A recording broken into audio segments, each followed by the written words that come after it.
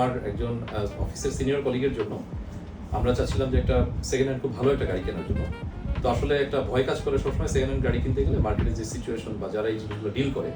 তো আমার যখন আসলে এমজেড এর মারুফ ভাইয়ের সাথে যোগাযোগ হলো, তখন আমি আবিষ্কার করলাম যে ভয়ের কোনো কারণই নেই। আসলে আমরা যতটা বুঝি তার চেয়ে বেশি উনি আমাদেরকে বলে বলে ক্লিয়ার করলেন যে গাড়িতে এই ইস্যু আছে, যে ইস্যুগুলো উনি আবার দায়িত্ব নিয়ে অ্যাডিশনাল অ্যামাউন্ট নিয়ে, যেটা আসলে উনি ডিসক্লোজও করেন নাই, পরে আমরা জানছি উনি নিজ দায়িত্বে এগুলো করে দিয়েছেন।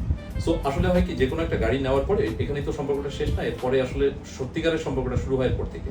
যেটা আমার কাছে মনে হয়েছে মারুফ ভাইয়ের কাছ থেকে এই সাপোর্টটা আমরা এখন পর্যন্ত পাচ্ছি। আমরা আজকে গাড়ি হ্যান্ড ওভার নিব, এখন পর্যন্ত পাচ্ছি, এবং আমার মনে হয় যে ভবিষ্যতেও আমরা এই সাপোর্টটা পাবো।